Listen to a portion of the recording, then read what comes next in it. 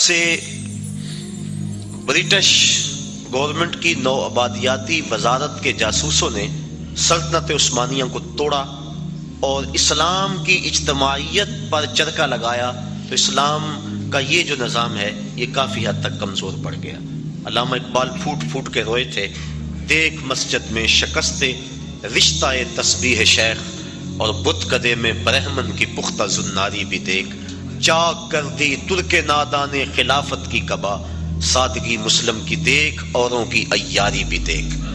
یہ ایک الگ دکھڑا ہے، الگ کہانی ہے کہ مسٹر ہیمفر کس طرح یہاں داخل ہوا اور کس طرح سلطنت عثمانیہ کو توڑنے کے لیے اس نے کن کن لوگوں کو خریدا، کیا کیا ہوا، اور پیچھے کون کون سے جبہ و دستار والے لوگ تھے، اور پھر خلافت کی رہی صحیح جو ساکھ موجود تھی وہ ساکھ بھی ختم کر دی گئی۔ ورنہ یہ حال اس وقت جو امہ کا ہو رہا ہے، اگر سلطنت عثمانیہ موجود ہوتی تو جو بھی حالت تھی کم از کم یہ حالت اس وقت امہ کی نہ ہوتی۔ تو یہ باقاعدہ منصوبہ بندی کے ساتھ ایسا کیا گیا، اور اس وقت ہم پوری دنیا میں 56 ملکوں میں اور مختلف گروہوں، زبانوں، نسلوں، فرقوں میں بٹے ہوئے ہیں، اور ہماری طاقت یکجا نہیں ہو پا رہی، اور اتنی کثرت کے باوجود ہمیں ویٹو کا حق بھی حاصل نہیں، اور دنیا میں جس کار مذلت میں ہم گرے ہیں العیاذ باللہ، اسی کشتی کو ہے خوف تلاطم صد حیف منہ موڑ دیے تھے جس نے بڑھتے ہوئے طوفانوں کے۔ ہم تو 313 ہو کے جبر کی آنکھوں میں آنکھیں ڈال کے بات کرتے تھے، اور آپ 1 ارب سے متجاوز، لیکن ہماری جو حالت ہے وہ کسی سے بھی مخفی نہیں۔ کابل میں، کندھار میں، تکریت میں، موصل میں، بغداد میں، القدس میں، کشمیر میں، آذربائیجان میں، بوسینیا میں، کسووا میں، جہاں بھی دیکھے مسلمانوں کا ہی خون بکھرا ہوا ہے، اور گوانٹا ناموبے کی جیلوں کے اندر اس سردی کے اندر ان مظلوموں کے ساتھ جو ظلم ہو رہا ہے وہ ناقابل بیان ہے کہ لہجہ پھٹتا ہے، دل زخمی ہوتا ہے۔ ہم تاریخ کے کمزور دور میں بھی دیکھتے ہیں جب سلطنت عثمانیہ کا کمزور خلیفہ سلطان عبد الحمید تمام سفیروں کو بلا کر کے انہیں کہتا ہے کہ مجھے یہ اطلاع ملی ہے کہ تمہارے ملک میں ایک ایسی فلم کی نمائش ہونے والی ہے جس میں پیغمبر رحمت صلی اللہ علیہ وسلم کی توہین اور تنقیص کے پہلو نکلتے ہیں۔ تو انہوں نے کہا کہ ہم اس کا کل جواب دیں گے۔ تو اگلے دن انہوں نے دربار میں حاضر ہو کر کے کہا کہ اس فلم کے لیے ٹکٹیں تقسیم ہو چکی ہیں اور اس کو روکنا ممکن نہیں ہے۔ تو سلطان عبد الحمید اپنے ہاتھ میں تلوار پکڑتا ہے اور پھر اپنی کرسی سے اٹھ کے کھڑا ہو جاتا ہے، کہتا ہے تم کر کے دیکھو، یہ تلوار پھر تمہارا فیصلہ کرے گی۔ اور پھر وہ فلم ریلیز نہیں ہو سکی تھی۔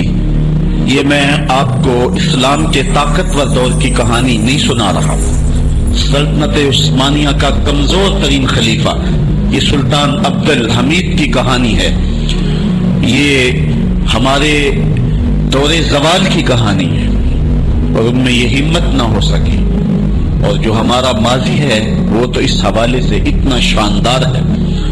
ہمارے اسلاف، ہمارے بزرگ اور اس دور کے حکمران حضور علیہ السلام کی آبرو کا جس انداز سے پہرا دیتے رہے، اور اہل علم نے جس بانک پن کے ساتھ اس زمانے میں فتوے دیے تھے، ہم بہت کچھ برداشت کرتے آئے ہیں، اور بہت معاملات کو ہم جو ہے وہ سہنے کی سخت بھی اپنے اندر پاتے ہیں، لیکن یہ بات ذہن میں رکھے کہ ہمارے اندر یہ طاقت نہیں ہے کہ ہم حضور کی توہین کو برداشت کر لیں۔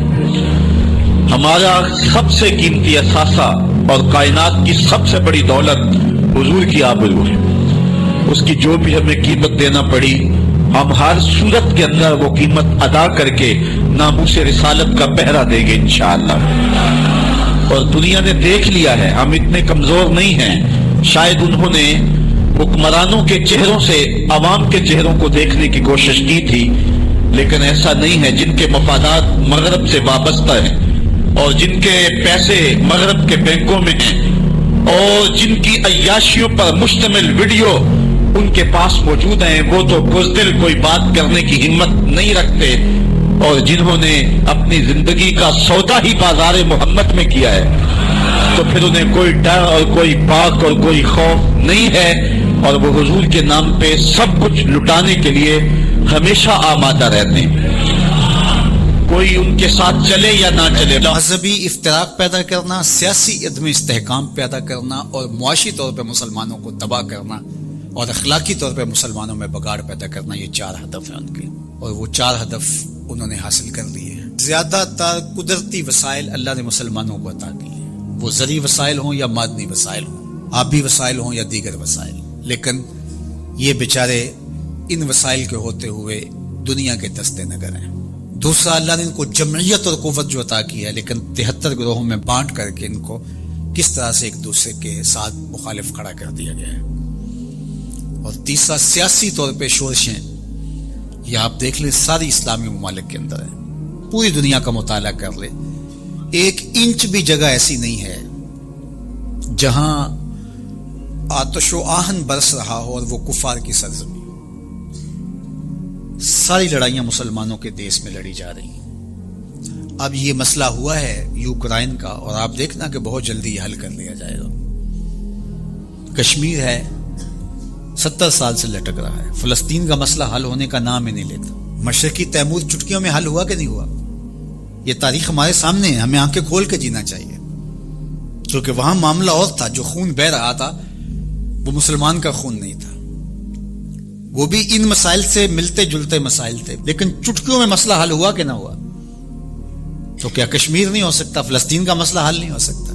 اب عدم استحکام ہے، جتنے بھی ممالک ہیں وہ ایک اچھے انداز سے چل رہے ہیں، جو عدم استحکام ہے وہ ہمارے اسلامی ممالک کے اندر ہے۔ خانہ جنگیاں جتنی بھی دیکھ لیجئے وہ یہاں ہمارے ممالک کے اندر شروع کروائی جاتی ہیں، تو ہم اپنے نبی علیہ السلام کی تعلیمات کو فراموش کر گئے اور ہم اٹھتے ہی نہیں پا رہے، اور ہماری بڑی بڑی سلطنتیں جو ہیں، وہ اندلس کی سلطنت دیکھ لیجئے کس طرح تباہ و برباد کر دی گئی، سقوط بغداد ہوا، اسی طرح خلافت عثمانیہ کا سقوط ہے، سقوط دہلی ہوا، اور ہماری اس ریجن کے اندر دیکھ لیجئے یہ ایک سقوط کابل ہے، اسی طرح سقوط ڈھاکہ ہے۔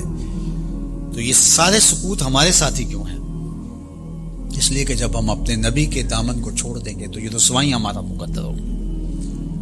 ہمیں ہمارے نصابوں میں یہ پڑھایا ہی نہیں گیا کہ جس طرح نماز تمہارے اوپر فرض ہے، باقی امور تمہارے اوپر فرض ہیں، امت سازی کا عمل بھی تمہارے اوپر فرض ہے۔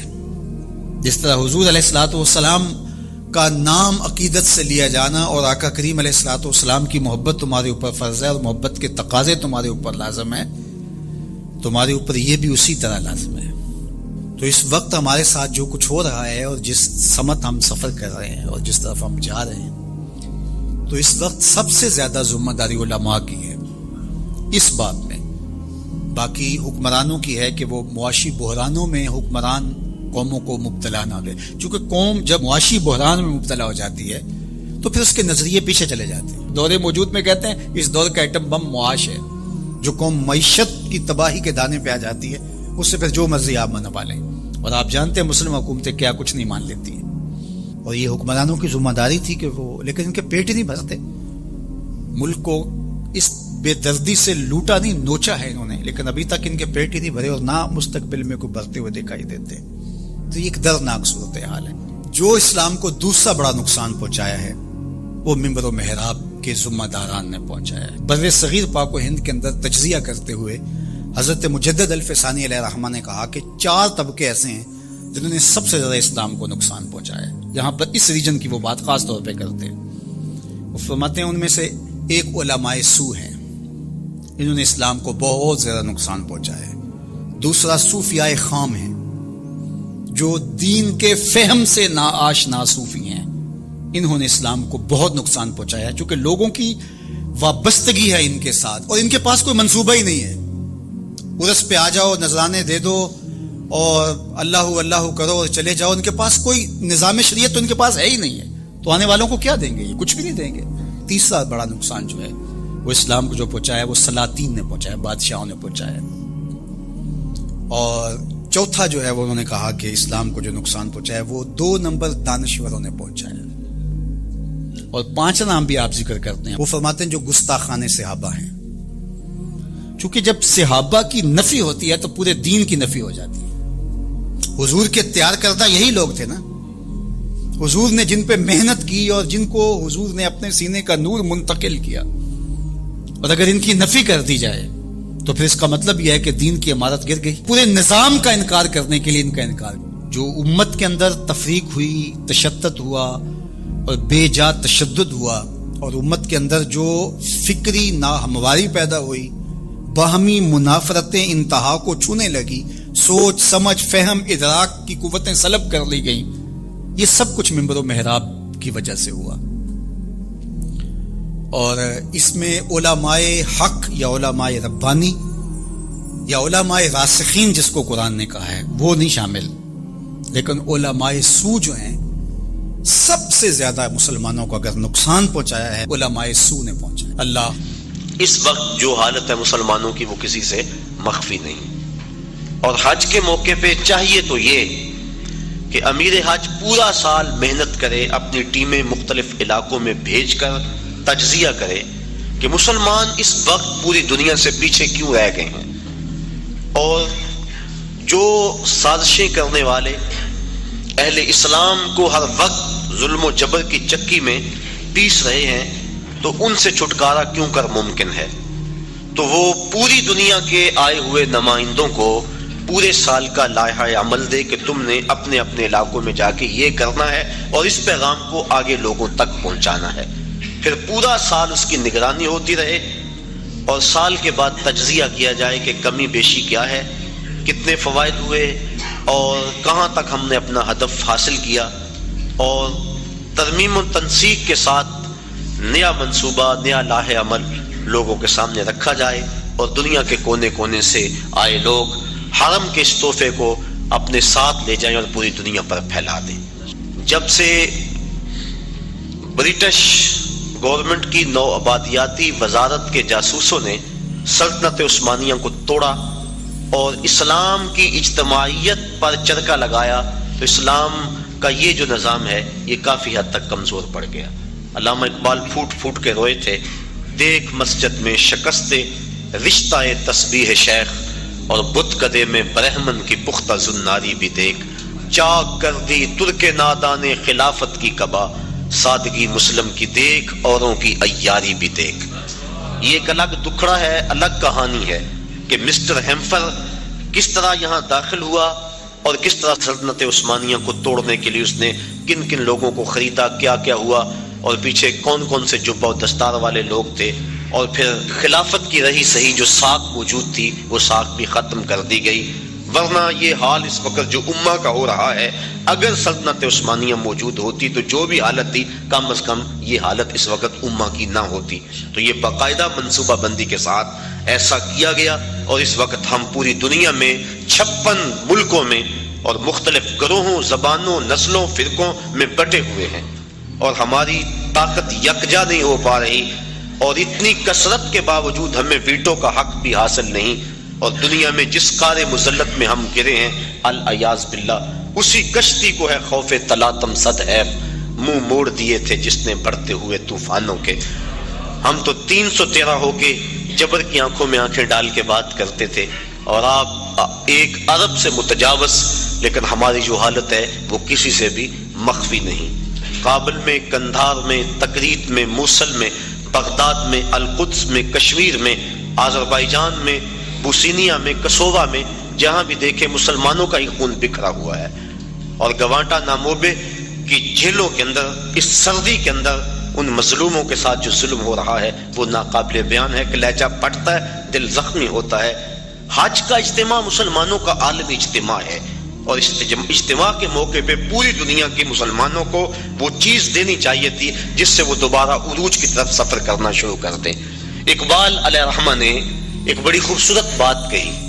وہ کہتے اقبال کوئی پوچھے یہ زائرین حرم سے, اقبال کوئی پوچھے یہ زائرین حرم سے, کیا حرم کا تحفہ زمزم کے سوا کچھ اور نہیں, کہ جو بھی جاتا ہے آب زمزم لا کے ہمیں پلاتا ہے.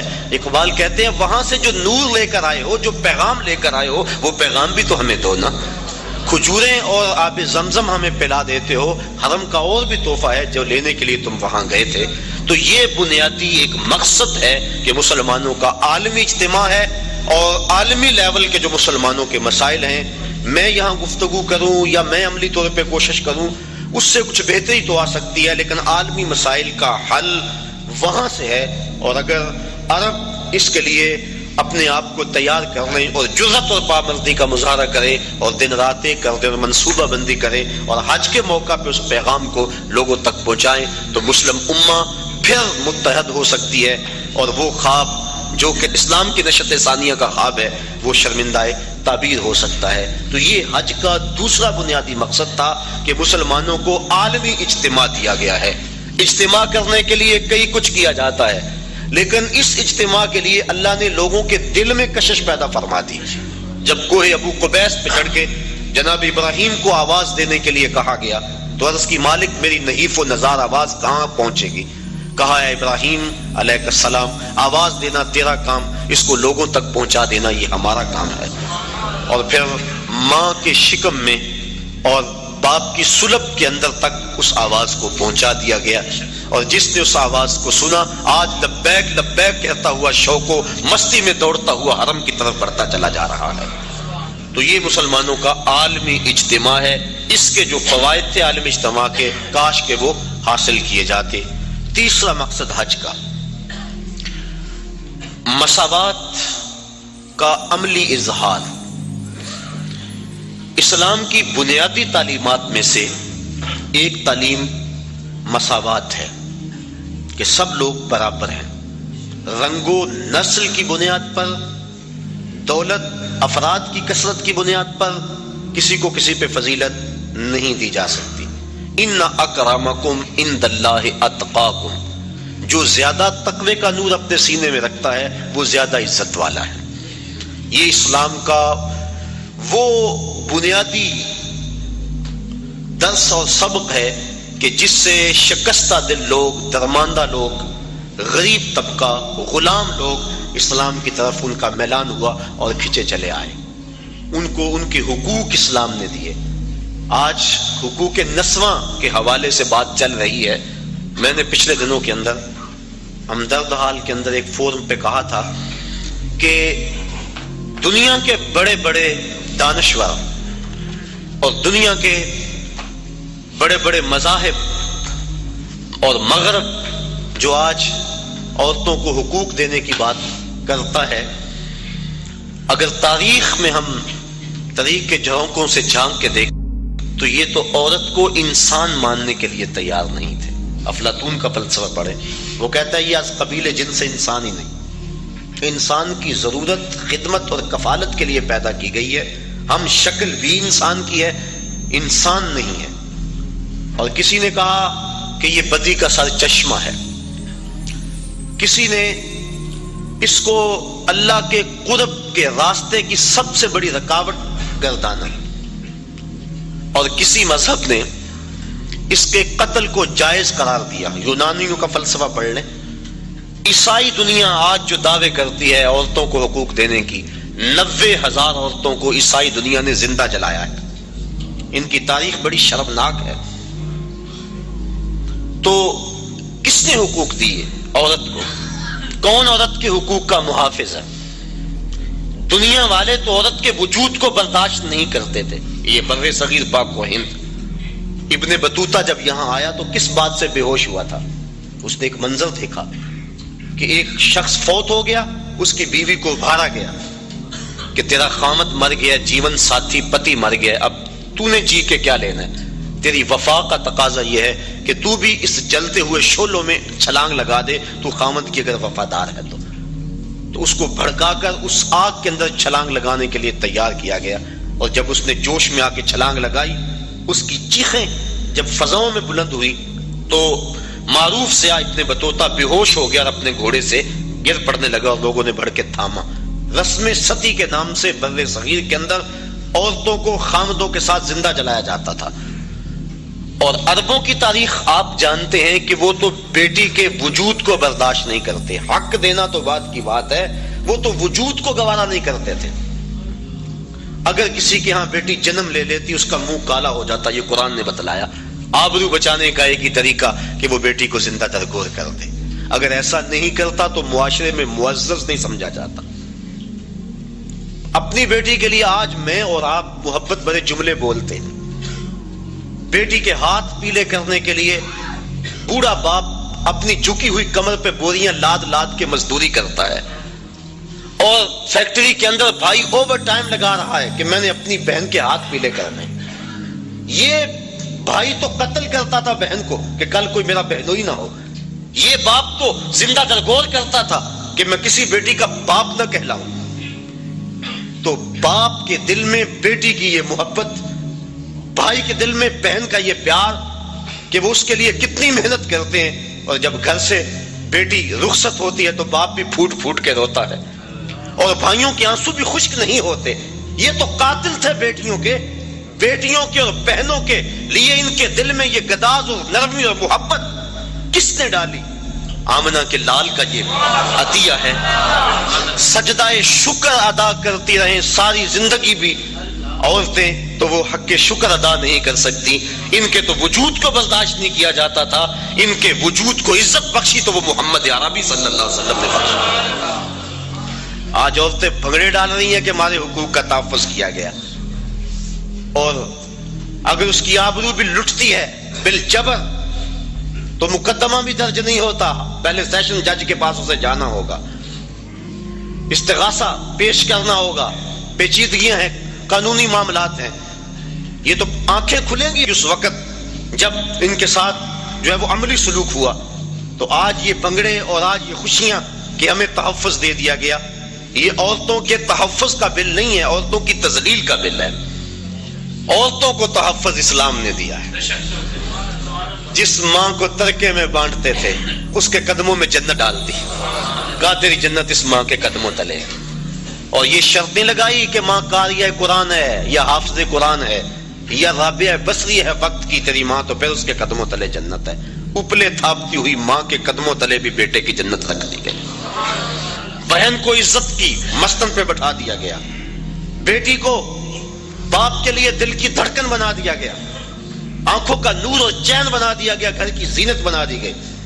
اور بیوی جس کو پاؤں کا جوتا خیال کیا جاتا تھا اس کو محبوبہ بنا کے خامد کے لیے محبتوں کے گوشے اس کے سینے کے اندر رکھے گئے.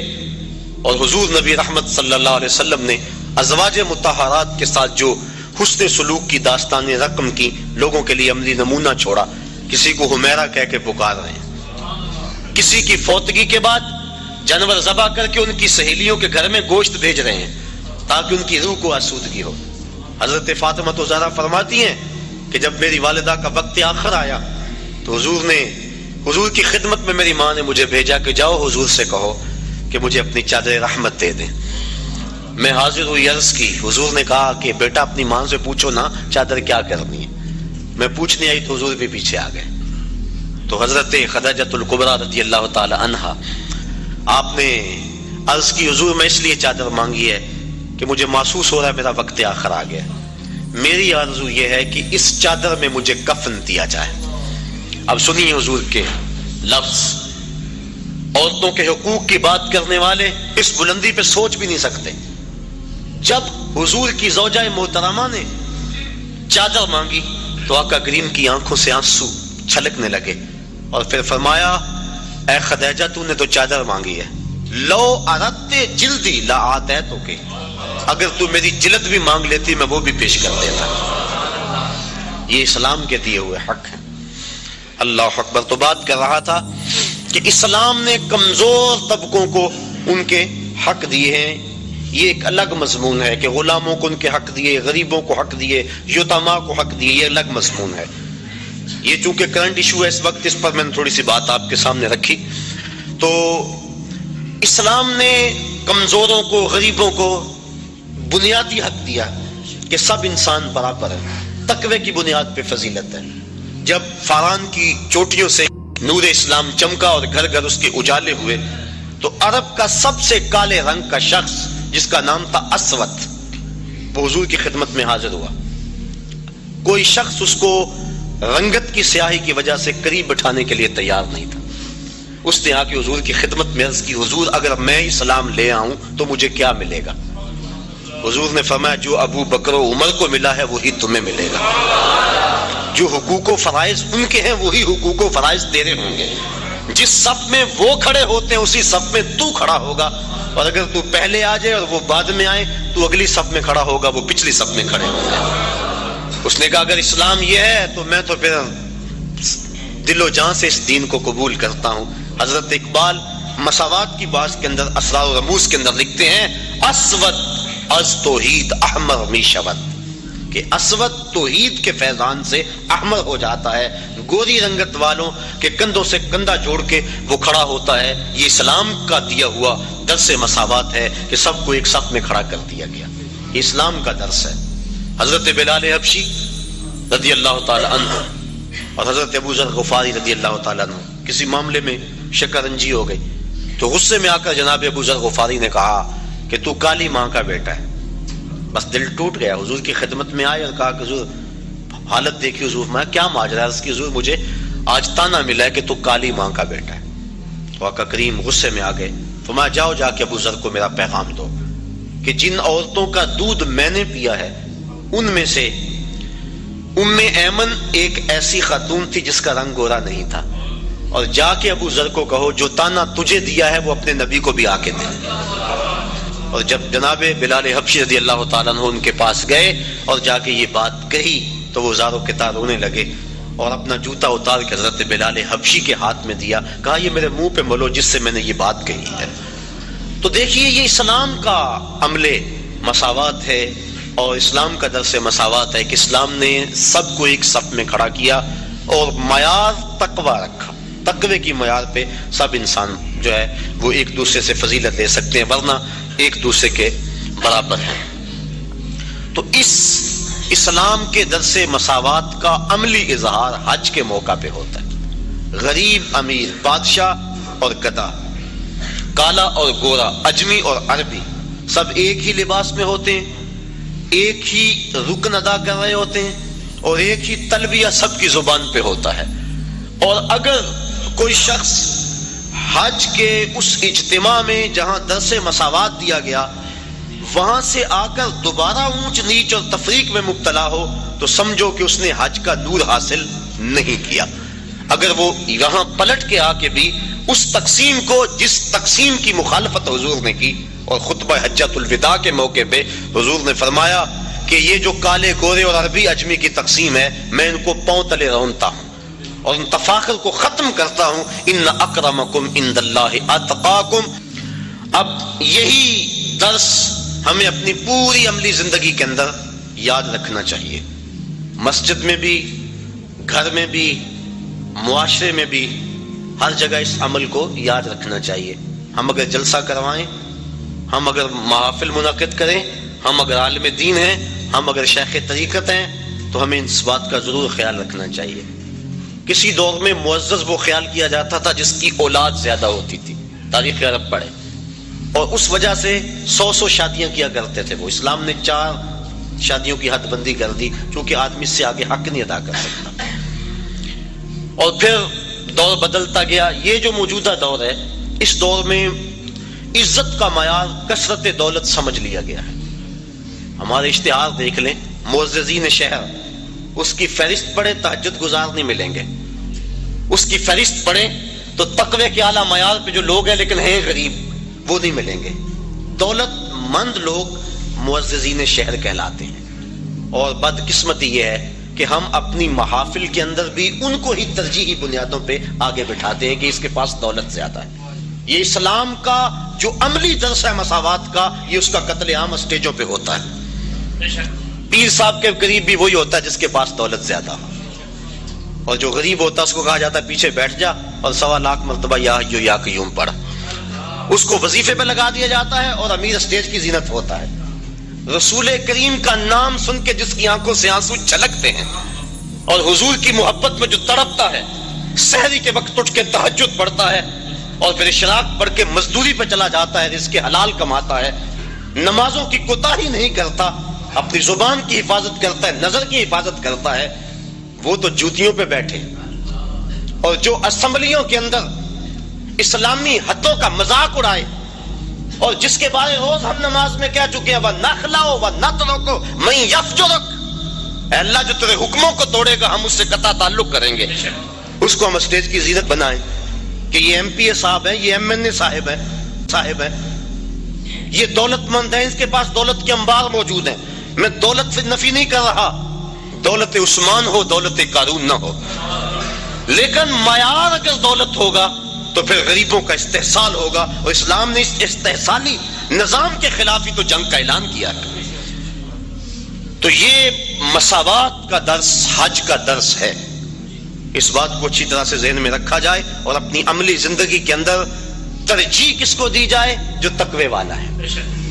کبھی ایسا بھی ہو کہ ڈھونڈے ہمارے محلے میں سب سے زیادہ متقی کون ہے. آج مہمان خصوصی محفل نعت میں وہ ہوگا، بوڑھا ہے، کپڑے پھٹے ہیں، پیوند لگے ہوئے ہیں، جوتا ٹوٹا ہوا ہے، لیکن تہجد بھی پڑھتا ہے، اشراق بھی پڑھتا ہے، چاشت بھی پڑھتا ہے، گمنام ہے، کوئی پوچھنے والا نہیں ہے. حضور کا نام سن کے آنکھیں چھلکتی ہیں. ذرا وہ محفل نعت میں صدارت کی کرسی پہ بیٹھا ہو، لطف نہ آ جائے؟ لیکن بدقسمتی ہے، اور میں بات کہہ دیتا ہوں، اپنے بھی خفا مجھ سے ہیں، بیگانے بھی ناخوش، کہ میں زہر ہلاہل کو کبھی کہہ نہ سکا کاندھ. بات وہی کہتا ہوں، سمجھتا ہوں جسے حق، نئے ابلہ مسجد ہوں، نئے تہذیب کا فرزان. کبھی ایسا بھی ہوتا ہے کہ آج جو محفل نعت میں مہمان خصوصی ہے، کل وہ شراب خانے میں تھا، اور ہم اس کے لیے نہ کیا کیا زمین و آسمان کے کلابے ملا دیتے ہیں. خدا را یہ ظلم اللہ کے گھر میں نہ کریں، محافل نعت میں یہ ظلم نہ کریں، آستانوں پہ یہ ظلم نہ کریں. تقوی کو بنیاد بنائیں اور تقوی کو معیار ٹھہرائیں. تو جب تقوی کو معیار بنائیں گے تو دیکھنا کہ کس طرح تقوی میں دوڑ لگتی ہے. جب دین میں بھی عزت دولت سے ہے، دنیا میں بھی عزت دولت سے ہے، تو پھر کس کا جی چاہے گا کہ روکھی سوکھی کھائے اور حلال کی کمائے اور حرام کے قریب نہ جائے. جب پیر بھی عزت دولت کو دیتا ہے، مولوی بھی عزت دولت کو دیتا ہے، شیخ بھی دولت کو عزت دیتا ہے، معاشرہ بھی دولت کو عزت دیتا ہے، تو جہاں عزت ہو انسان وہاں لپکتا ہے. یہ فطرت ہے انسان کی. کبھی آپ نے دیکھا ہو بارش ہو نا، پاؤں پھسل جائے اور بندہ گر پڑتا ہے، تو یہ بعد میں دیکھتا ہے کہ مجھے چوٹ لگی ہے یا کہ نہیں لگی، پہلے دیکھتا ہے مجھے کسی نے دیکھا تو نہیں. یہ فطرت ہے انسان کی، اسے اپنی عزت اپنی جان سے زیادہ عزیز ہے. تو جہاں عزت ملتی ہے وہاں بڑھتا ہے. تو اگر اس کو یہ سبق دیا جائے کہ جس کے پاس دولت ہے اس کے پاس عزت ہے، تو دولت کی دوڑ لگے گی. اور اگر معاشرے میں علماء، مشائخ، ذمہ دار لوگ یہ شعور دیں گے کہ جس کے پاس تقوی کا نور زیادہ ہے وہ معزز ہے، تو دیکھنا مسجدوں کی رونقیں بڑھتی ہیں یا کہ نہیں بڑھتی. تو یہ اسلام کا عملی درس ہے حج کے موقع پہ مساوات کا. حج کا چوتھا مقصد، یہ جو گفتگو ہے، یہ جو مضمون ہے، یہ تفصیل طلب ہے. اس حوالے سے بہت سے دکھڑے ہیں میرے سینے کے اندر، اور ہمارے معاشرے کے اندر جو کچھ ہے یہ آپ بھی اس سے باخبر ہیں اور میں بھی باخبر ہوں. انشاءاللہ زندگی رہی تو کبھی اس پر گفتگو کریں گے، لیکن اگر اب اس پہ میں بات کی تو پھر کافی وقت جو ہے وہ گزر جائے گا. معاشرے کے وہ محروم طبقے اور عدم مساوات کا جو انداز ہمیں نظر آتا ہے معاشرے کے اندر، اس سے معاشرے میں جرائم پھیل رہے ہیں، اس سے معاشرے کے اندر ظلم اور جبر پھیل رہا ہے، اس سے معاشرے کے اندر بے سکونی ہے اور طمانینت کا نور کسی کے پاس نہیں ہے. میں نے جمعۃ الوداع کے موقع پر کہا تھا کہ ایک طرف تو حال یہ ہوتا ہے کہ امیر کا بگڑا ہوا بچہ گولڈن سیب کا ایک کونا کاٹ کے دوسرا کتے کے آگے ڈال رہا ہوتا ہے، اور دوسری طرف عید کے دن بھی بیوہ کا یتیم بچہ چھابڑی لگا کے آلو چھولے بیچ رہا ہوتا ہے. تو جس معاشرے میں یہ تقسیم ہو اس معاشرے میں روشنی کیسے آ سکتی ہے، اس معاشرے میں نور کیسے آ سکتا ہے؟ میرے آقا تو یتیم کو سینے سے لگاتے ہیں، اس کو نیا لباس بھی دیتے ہیں، عزت بھی دیتے ہیں، اور ساتھ یہ بھی کہتے ہیں بیٹا کیا تو پسند نہیں کرتا کہ محمد تیرا باپ لگے اور عائشہ تیری ماں لگے اور فاطمہ تیری باجی لگے؟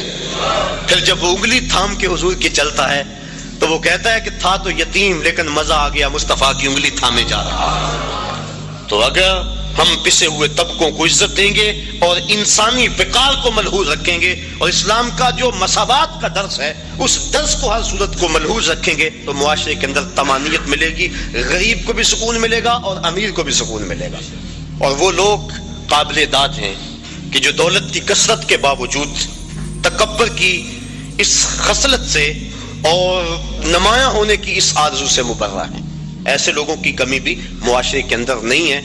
جگہ جگہ ہمارا بھی جانا ہوتا ہے. کچھ لوگ ایسے ہوتے ہیں کہ دولت کی کثرت کے باوجود ان کے اندر عجز، خاکساری اور انسانی ہمدردی کے جو جذبے ہیں وہ قابل داد ہیں، اور میں ان پہ جتنی بھی داد ان کو دوں کم ہے. اللہ تعالیٰ ان کی عزتوں میں مزید فراوانی عطا فرمائے. گلی گلی کوچے کوچے ایسے لوگ بھی بکھرے ہوئے ہیں. حج کا یہ تیسرا مقصد تھا، مساوات. حج کا چوتھا مقصد ہمیں ہمارے ماضی سے جوڑنا ہے. ہمارا جو ماضی ہے، ہماری جو تاریخ ہے، اس سے ہمیں جوڑنا، یہ حج کا چوتھا مقصد ہے. آپ دیکھ لیجئے، ملاحظہ کرنے پورے حج کو. ہم ملت خلیل سے ہیں اور ہمیں ماضی سے جوڑا گیا. طواف کعبہ ہے، پہلے چکر رمل کے لگائے جاتے ہیں. رمل کیا؟ جس طرح پہلوان اکھاڑے میں چلتا تھوڑا سا ٹہل ٹہل کے کندھے اچکا کے، اس طرح طواف کرو. پہلے چکر رمل کے لگاؤ. اللہ کا گھر اور اکڑ کے چلے. لیکن تاریخ ڈھونڈی تو یوں ماجرا سامنے آیا کہ فتح مکہ کے دن کافر چھتوں پہ تھے. مسلمان شب و روز ہجرت مدینہ کے بعد جنگوں کی محنت، دین کے لیے تگ و تاز اور جد و جہد میں مصروفیت کی وجہ سے سخت کمزور تھے. کافروں نے کہا دیکھو مکے میں تھے تو آسودہ تھے، یہاں سے چلے گئے نا تو دیکھو کیا حال ہو گیا. آقا کریم فرمایا ذرا تم تھوڑا سا ٹہل کے چلو تاکہ انہیں پتا چلے ہم ماڑے نہیں تگڑے ہیں. ان کو دکھلانے کے لیے اس انداز کے ساتھ پہلے چکر رمل کے لگوائے اللہ کے گھر کے سامنے. اب کفار چھتوں پہ موجود نہیں ہوتے، علت ختم ہو گئی. جب علت ختم ہوئی تو معلول بھی ختم ہونا چاہیے تھا، لیکن علت ختم ہوئی، معلول ختم نہیں ہوا. چکر اسی طرح لگائے جاتے ہیں. گو کافر نہیں دیکھ رہے، یار کی سنت کو تو ادا کرنا ہے. تو یہ ماضی سے ہمیں جوڑا جا رہا ہے. ہمارا ذہن پلٹ کے ادھر چلا جاتا ہے اور فتح مکہ کا منظر آنکھوں کے سامنے گھوم جاتا ہے اور اسلام کی شان و شوکت سمجھ میں آتی. اب طواف کر لیں تو حجر اسود کو چومنا ہے. حجر اسود ایک پتھر ہے سیاہ رنگت کا، اور اس کو بھر بھر کے چوما جاتا ہے. انسان اپنی اکلوتی اولاد کے لیے اتنی کشش نہیں پاتا اپنے دل میں جتنی اس پتھر کے لیے پاتا ہے. تو کیا کشش ہے اس پتھر میں؟ حضرت عمر فاروق طواف کرتے کرتے رک گئے اور کہا اے حجر اسود، میں تجھے کبھی نہ چومتا اگر میرے رسول نے نہ چوما ہوتا. اب حجر اسود کے بعد آئیں مقام ابراہیم پہ آ کے 2 نفل پڑھے. اللہ تعالیٰ نے اس کو کہا کہ اس کو مصلی بنا لو. کیوں کہ اس پتھر پہ میرے خلیل علیہ السلام کے قدم لگے. میرے گھر کا طواف کر لیا، لیکن اگر محبت کی ریت سمجھتے ہو اتنی دیر تک طواف نہیں مانوں گا جتنی دیر تک تمہاری پیشانی وہاں نہ آئے جہاں میرے یار کے قدم آئے. کہ اس کو مصلی بنا لو. قریب نماز پڑھو، سیدھ میں نماز پڑھ لو، قریب نماز پڑھ لو، اس کے آس پاس جہاں تمہیں جگہ ملتی ہے نماز پڑھ لو. یہاں نماز پڑھو گے اللہ تمہاری نماز قبول کرے گا، حج بھی قبول کر لے گا. ذرا غور کیجئے، اسلام نے تو پتھروں سے دور نہیں ہٹایا، پتھروں سے ہٹایا ہے، پتھر توڑے گئے، لیکن حجر اسود بھی پتھر، مقام ابراہیم بھی پتھر، ان پتھروں کے نیڑے کیا جا رہا ہے. پتھروں سے دور کیا، ان پتھروں کے قریب کیا جا رہا ہے. کہا یہ وہ پتھر ہیں جس پہ کسی کے قدم لگے ہیں، کسی کے لب لگے ہیں، اس لیے ان پتھروں کے قریب کیا جا رہا ہے. اب آگے آئیے، چاہے زمزم پہ چشمہ پھوٹ رہا ہے، پانی کھڑے ہو کے پئیں، جو دعا مانگے پوری ہوگی، جس نیت سے پئیں پوری ہوگی. دنیا کے اوپر جتنے بھی چشمے جاری ہیں، وہ کشمیر میں ہو یا دنیا کے کسی اور خطے میں، وہ چشموں کو جاری کرنے والا کون ہے؟ اور چاہے زمزم کو جاری کرنے والا کون؟ سب چشموں کا خالق اور جاری کرنے والا اللہ. تو اس چشمے کو بھی اللہ نے جاری کیا، باقی دنیا کے چشموں کو بھی اللہ نے ہی جاری کیا، لیکن اس چشمے کا پانی کھڑے ہو کے پئیں، اس کا پروٹوکول ہے، اعزاز ہے. باقی چشمے بھی اللہ کے جاری کردہ، اس میں کیا خصوصیت ہے؟ اس لیے کہ اس چشمے نے اللہ کے نبی کے قدموں کے بوسے لیے ہیں، حضرت خلیل کے فرزند ارجمن حضرت اسماعیل کے بوسے لیے، ان کے قدموں کے بوسے لیے. اور جس نیت سے پیو، علماء کہتے ہیں اس نیت کو اللہ پورا فرما دیتا ہے. سین حرم میں بڑا ہجوم تھا، ایک بہت بڑے محدث آئے ہوئے تھے، لوگ ان کی زیارت میں بڑھتے تھے، رش بڑا تھا، جو مسافہ کرتا دھکا لگتا آگے چلا جاتا. پھر دوسرا آدمی آ جاتا. ایک آدمی نے دیکھا، اس کا جی چاہا کہ میں ان بزرگوں کے پاس چند لمحوں کے لیے بیٹھوں. چونکہ اللہ والوں کی صحبت بہت بڑی دولت ہے، اگر مل جائے تو غنیمت سمجھنا چاہیے. تو وہ چاہے زمزم پہ آئے، آب زمزم پیا، اور پھر ان بزرگوں کے پاس جا کے کہنے لگے ایک مسئلہ پوچھنے آیا ہوں. انہوں نے کہا پوچھو. کہا سنا ہے آب زمزم جس نیت سے پیو وہ نیت پوری ہو جاتی ہے, تو کیا یہ ٹھیک ہے؟ تو وہ محدث جن کے پاس ایک لمحہ بھی نہیں تھا, لوگ لائن میں آتے اور آگے جاتے, کہنے ہاں بالکل ٹھیک ہے. کہا پھر میں ابھی آب زمزم پی کے آیا ہوں اور اس نیت سے پی کر آیا ہوں کہ آپ سے اللہ کے رسول کی 100 حدیثیں سنوں گا, یہ ہے میری نیت, اور ابھی میں پی کے آیا. تو وہ فرمانے لگے بیٹھ جا, پھر باقی کام بعد میں ہوں گے, پہلے 100 حدیثیں سن لیں. تو آب زمزم جس نیت سے پیا جائے وہ نیت پوری ہوتی ہے. کیا اعزاز ہے اس میں کہ اس نے اللہ کے نبی حضرت اسماعیل علیہ السلام کے قدم چومے ہیں. آگے آج صفا مروہ پہ میں یہ عرض کرنا چاہ رہا ہوں, آج کا مقصد ہے ہمیں ماضی سے جوڑا جا رہا. صفا مروہ نصف میل کی دوڑ ہے اور 7 چکر میں 3.5 میل بن جاتے ہیں. حاجی تھکا ہوا ہوتا ہے لیکن اس کو یہاں حکم ہے دوڑنے کا, اور وہاں عجیب مستی میں لوگ دوڑ رہے ہیں, بچے بھی, بوڑھے بھی, جوان بھی, مرد و زن. جن سے دوڑا نہیں جاتا وہ ریڑیوں کے اندر ان کو ڈالا ہوا ہے, ان کو کھینچا جا رہا, وہ بھی دوڑ رہے ہیں.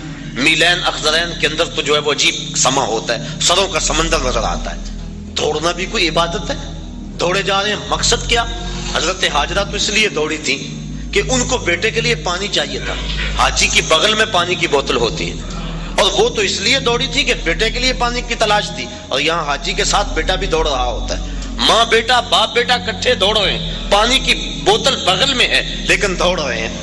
تو کیا یہ پانی کے لیے دوڑ رہے ہیں؟ نہیں. بیٹے کے لیے دوڑ رہے ہیں؟ نہیں. یہ تو محبوب کی ادا کو ادا کر رہے ہیں. اور حضرت حاجرہ نے اس وادی غیر ذی زرع کے اندر جس طرح جرأت و استقامت کا ثبوت فراہم کیا, آپ نے علماء سے سنا, تفصیل کا وقت نہیں, کہ جب جناب خلیل علیہ السلام سیدہ حاجرہ کو چھوڑ کے واپس پلٹنے لگے تو یہ سحر کا وقت تھا. تو حضرت حاجرہ بھر کے ان کا دامن تھام لیا. تمسکت بأذیالہ, دامن تھام کے پوچھنے لگی اس تنہائی اور غربت میں چھوڑ کے کہاں جا رہے ہیں؟ وہاں انسانی وجود کیا, حیوانی وجود بھی نہیں تھا. مورخ اسلام فی جلندری اس جگہ کا نقشہ کھینچتے ہوئے لکھتا ہے وہ وادی جس میں وحشت بھی قدم رکھتی تھی ڈر ڈر کے, جہاں پھرتے تھے آوارہ تھپیڑے باد سر سر کے, جہاں پر گھاس اگتی ہے, جہاں نہ پھول کھلتے ہیں, مگر وہ سرزمین ہے آسماں بھی جھک کے ملتے ہیں. محیط پہاڑوں میں دن کو ڈر لگے, عورت ذات اور معصوم بچہ گود میں, نہ پینے کے لیے کچھ ہے, نہ کھانے کے لیے کچھ, نہ کوئی ہمسائیگی. عورت کا وجود. حضرت حاجرہ کو حضرت ابراہیم علیہ السلام جب چھوڑ کے جانے لگے دامن تھام لیا, کہا اس تنہائی اور غربت میں چھوڑ کے کہاں جا رہے ہو؟ کوئی جواب نہ دیا. پھر قدم اٹھایا تو آگے بڑھی. پاک تینت خاتون نے پھر دامن پکڑا, کہا اس تنہائی میں چھوڑ کے ہمیں کہاں جا رہے ہو؟ لیکن جناب ابراہیم علیہ السلام کی آنکھوں میں آنسو تو ہیں لیکن جواب کوئی نہیں دیا. پھر قدم اٹھایا اور پھر دامن کو پکڑ کے کہا اس غربت و تنہائی میں چھوڑ کے ہمیں کہاں جا رہے ہو؟ میرا نونہال جو میری امیدوں کا چراغ ہے یہ ضائع نہ ہو جائے کہیں, اور یہاں پانی بھی نہیں ہے, اور میں عورت ذات, کہاں چھوڑ کے ہمیں جا رہے ہو؟ حضرت خلیل علیہ السلام نے پھر جواب نہ دیا. تو حضرت حاجرہ نے بات کو بھانپ لیا اور کہا کیا اللہ کا یہ حکم ہے؟ قال نعم, کہا ہاں. کہا پھر آپ جائیے, آپ خیر سے جائیے, اگر اس کا یہ حکم ہے تو وہ ہمیں ضائع نہیں ہونے دے گا. پھر ان پتھروں میں اللہ کی بندی حضرت حاجرہ رکی, جہاں دن کو ڈر لگتا ہے, جہاں مردوں کے کلیجے اور پتے پانی پانی ہو جائیں, وہاں وہ خاتون رکی. عورت کا وجود, معصوم بچہ گود میں, تنہائی, غربت, کھانے کے لیے کچھ نہیں, پینے کے لیے کچھ نہیں, انسانی وجود کوئی نہیں, ہمسائیگی کوئی نہیں, حشرات الارض بھی نہیں پائے جاتے, زمین پہ گھاس بھی نہیں کی ہوئی. اور رات کا لمحہ حضرت خلیل چھوڑ کے جا رہے, کہا جائیے آپ خیر سے جائیے, اگر اس کے حکم پہ چھوڑ کے جا رہے ہیں تو وہ ہمیں ضائع نہیں ہونے دے گا. اللہ اکبر.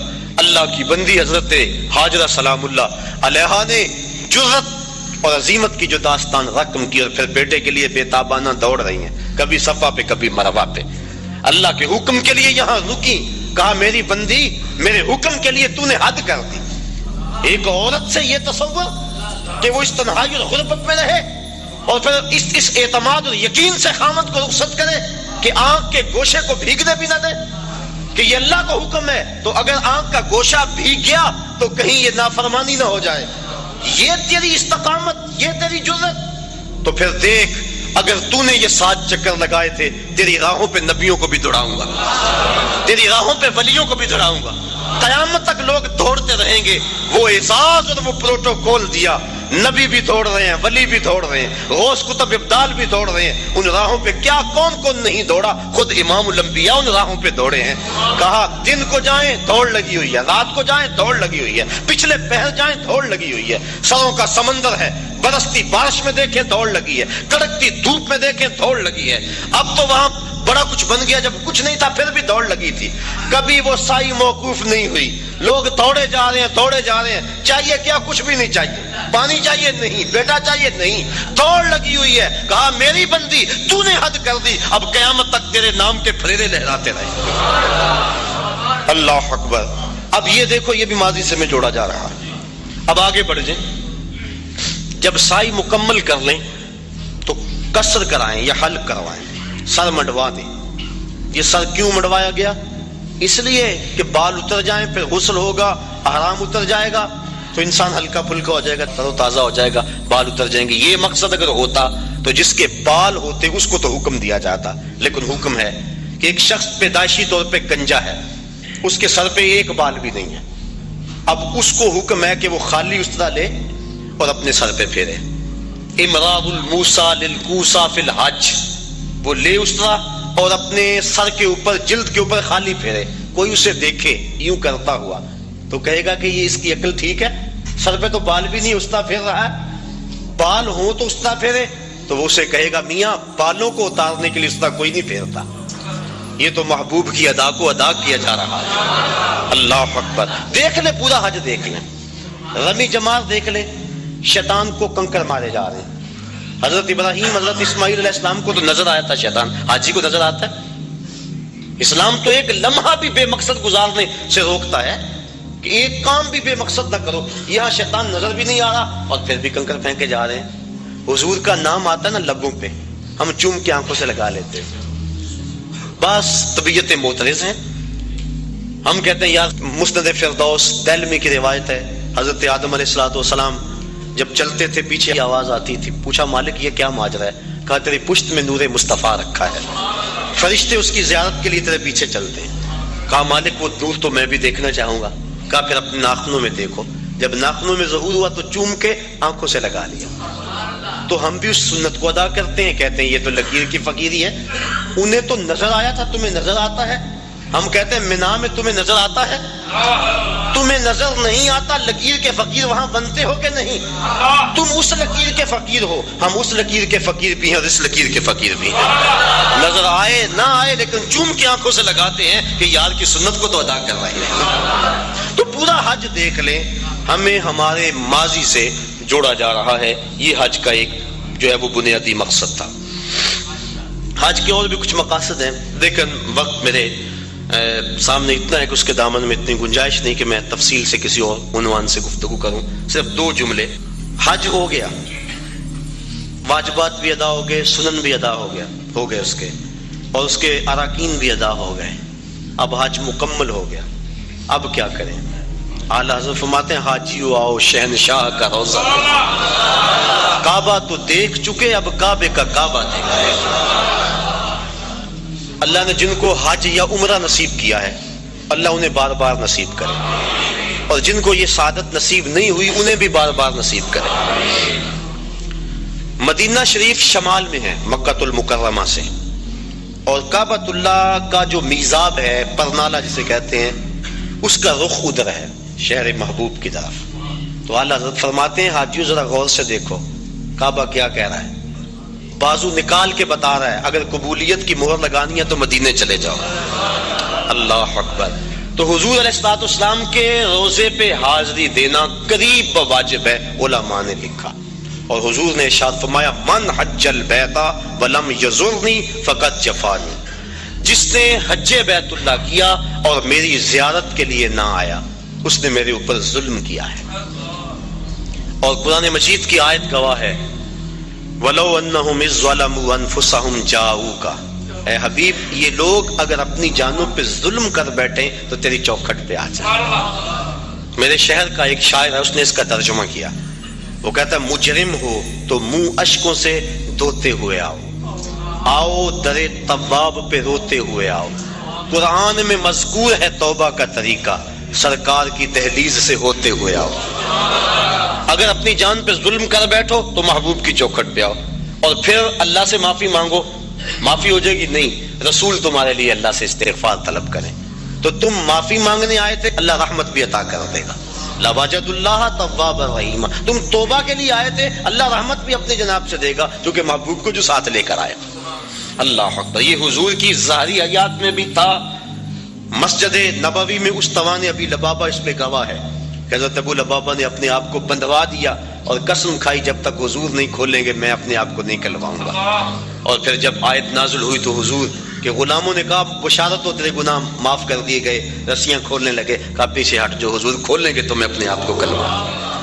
اللہ زندگی میں بھی تھا۔ اور اس پر علماء کا جزم ہے کہ انتقال ظاہری کے بعد بھی حضور علیہ السلام کے روزے پہ جا کے گناہوں کی بخشش کا سوال کرنا امت کو اس کا حکم ہے، اور جاؤکا کے اندر یہ بات داخل ہے۔ ابن کثیر مکی نے اس واقعہ کو بیان کیا ہے۔ الجامع لحکام القرآن کے اندر امام قرطبی نے بھی لکھا ہے، صاحب مدارک نے بھی لکھا ہے، اور بھی علماء نے کتاب الشامل کے اندر بھی بہت سارے درجنوں علماء نے، بلکہ مفسرین کی ایک جماعت نے اس بات کو بیان کیا ہے کہ حضرت امام عطبی رحمۃ اللہ تعالی علیہ کہتے ہیں کہ میں حضور کے روزے کے پاس بیٹھا تھا، ایک شخص آیا اور کہنے لگا کہ حضور میں اللہ کا یہ فرمان پڑھ کے کہ اگر اپنی جانوں پہ ظلم کر بیٹھو تو آپ کی چوکھٹ پہ آؤ، میں حاضر ہو گیا ہوں، اب میرے گناہوں کی بخشش چاہیے۔ اور اس نے 2 شعر پڑھے۔ امام عطبی کہتے ہیں کہ وہ فریاد کر کے چلا گیا، وہ چلا گیا تو میری آنکھ لگ گئی، آنکھ لگی تو مقدر جاگ اٹھا، حضور کی زیارت نصیب ہوئی۔ میں بتا چکا ہوں، میرے سامعین اس بات کو جانتے ہیں کہ حضور نے فرمایا جس نے مجھے خواب میں دیکھا اس نے مجھے ہی دیکھا، شیطان خواب میں آ کر بھی میری مثل ہونے کا دعویٰ نہیں کر سکتا۔ دوسری بات، حضور فرمایا جس نے مجھے خواب میں دیکھا من رانی فی المنام فسیرانی فی الیقظہ، وہ ان قریب جاگتے بھی دیکھ لے گا۔ تیسری بات، جس کے خواب میں حضور آئے حضور قصد اور مرضی سے آئے۔ اور چوتھی بات کہ خواب میں اگر کسی کو حضور نے کچھ عطا کیا تو وہ محض وہم اور گمان نہیں تھا، حقیقت تھی۔ اگر وہ سیری کو چادر ملی صبح اٹھے تو کندھوں پہ موجود تھی۔ شاہ ولی اللہ محدث دہلوی فرماتے ہیں، اور یہ تمام مکاتب فکر کے نزدیک معتبر ہے، فرماتے ہیں کہ خواب میں میرے والد شاہ عبد الرحیم رحمۃ اللہ تعالی علیہ کو حضور نے اپنے 2 بال عطا کیے، جب صبح اٹھے تو سرانے پہ موجود تھے، اور وہ ان کی زیارت لوگوں کو کروایا کرتے تھے۔ اور آپ فرماتے ہیں کہ جب اس صندوق کو ہم لے کے چلتے تھے جس میں وہ بال تھے تو بدری سایہ کیا کرتی تھی۔ تو حضور نے خواب میں اگر کسی کو کچھ عطا کیا تو وہ حقیقت میں عطا کیا، جو فرمایا وہ حق فرمایا۔ اور در ثمین فی مبشرات النبی الامین کے نام سے مارکیٹ کے اندر کتاب دستیاب ہے، جو شاہ ولی اللہ محدث دہلوی نے اپنے والد سے منقول روایات نقل کی ہیں جو خواب میں انہوں نے حضور سے سنی تھی اور ان کو انہوں نے حدیث قرار دیا ہے۔ اللہ اکبر۔ تو امام عطبی کہتے ہیں کہ میں سو گیا، مقدر جاگا، حضور کی زیارت ہوئی، اور حضور نے فرمایا قم یا عطبی والحق العرابی فبشرہ بالجنہ، آیا عطبی اٹھو اور جو دیہاتی یہاں بھی آیا تو اس کو ڈھونڈو، جب مل جائے تو میری طرف سے جنت کی بشارت دے دو۔ اور مدارک کے لفظ ہیں، مدارک کے لفظ کہ وہ شخص آیا اور آ کے بیٹھ ہی گیا، کہا جب تک بخشش نہیں ہوگی اٹھوں گا ہی نہیں، اور زاروں کے تار روئے جا رہے ہیں۔ تو وہاں لفظ ہیں فنودی من القبر انہ قد غفر لک، تو گنبد خضرا سے آواز آئی جا تجھے معاف کر دیا گیا۔ اس کے لیے آواز آئی، جو جتنی تڑپ سے جتنی محبت سے آئے اس کو اتنا ہی صلہ دیا جاتا ہے۔ اور 555 ہجری کا واقعہ ہے، اور اس کو تمام مکاتب فکر کے لوگ اپنی کتابوں میں درج کرتے ہیں۔ کتاب المناسک میں لکھا گیا، زکریا سہارنپوری نے کتاب الحج میں لکھا، اور بھی بہت سارے لوگوں نے لکھا۔ حضرت شیخ احمد رفاعی رحمۃ اللہ تعالی علیہ بہت بڑے بزرگ ہوئے ہیں اور حضور کی اولاد سے تھے، کثرت سے درود پڑھا کرتے تھے۔ پھر حاضری کا موقع ملا، حضور کے روزے کے سامنے جا کے کھڑے ہوئے، عرض کی حضور پہلے آپ کے بیٹے کی روح آیا کرتی تھی اور آپ کا روحانی جواب پہنچتا تھا، آج جسم آ گیا، اور آج میں نے جو ہے وہ جواب بھی اس انداز کا لینا ہے۔ 70,000 آدمی مسجد نبوی میں موجود تھے، حضرت غوث اعظم شیخ عبد القادر جیلانی رحمت اللہ تعالی علیہ فرماتے ہیں اتفاق سے میں بھی وہاں موجود تھا. پھر کیا ہوا کہ حضور کا بیٹا، حضور کا جگر پارا، حضور کی اولاد سے حضور کا لخت جگر جو ہے وہ وہاں حضور کے سامنے گزارش کی اور کھڑا رہا کہ حضور میں اب جواب اس طرح کا نہیں لینا.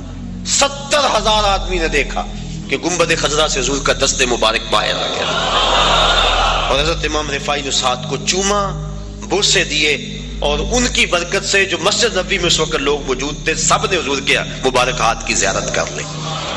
اللہ اکبر. اسی لیے امام مالک امام دار الہجرہ فرماتے ہیں کہ اگر کوئی شخص حضور کے روضے کی زیارت کر کے آئے، باقی 3 ائمہ کہتے ہیں وہ کہے میں حضور کے روضے کی زیارت کر کے آیا ہوں، لیکن امام مالک کہتے ہیں کہ وہ کہے کہ میں حضور کی زیارت کر کے آیا ہوں، اس لیے کہ حضور نے فرمایا جس نے میری وفات کے بعد میری قبر کی زیارت کی گویا اس نے میری زیارت کی. اور حضور نے یہ بھی ارشاد فرمایا من زار قبری وجبت لہ شفاعتی، جس نے میری قبر انور کی زیارت کی میرے اوپر لازم ہے کہ میں اس کی قیامت کے دن سفارش کروں گا. تو آؤ سرزمین مکہ حرم الہی کے انوار بھی لوٹیں اور سرزمین مدینہ میں حضور کی رحمتوں کے سائے تلے بھی بیٹھیں. مکہ بھی برکت والا، مدینہ بھی برکت والا. مکے کی حاضری کے کیا کہنے اور مدینہ کی حاضری کے کیا کہنے، بات لمبی ہو جائے گی، بہت لمبی. جب میں سفر حجاز کے لیے حاضر ہوا تو واپس لوگ ملنے کے لیے آئے تھے، بڑا لوگوں کو شوق تھا کہ ان سے داستان سنیں. میں نے جگہ جگہ ان دنوں کے اندر تذکرے مدینہ شریف کے اور حرم الہی کے کیے. تو دوست آ بیٹھے، وقت تھوڑا تھا، میں نے کہا کہ یار مختصر کہانی نہ سنا دوں. ایک تو لمبی کہانی ہے جو صدیوں پر پھیلی ہوئی ہے تو ختم نہیں ہو سکتی، ایک ایک لمحہ صدیوں پہ محیط ہوتا ہے، اور ایک کہانی 2 لفظوں میں سناؤں. انہوں نے کہا چلو وہ بھی سنا دو. تو میں نے کہا کعبۃ اللہ پہ پہلی نظر بڑی مشکل ہے اور روضہ رسول پہ آخری نظر بڑی مشکل ہے. تو یہ اس سفر کی داستان ہے، اس سفر کی کہانی ہے. اللہ مجھے آپ کو بار بار سفر حرمین نصیب فرمائے.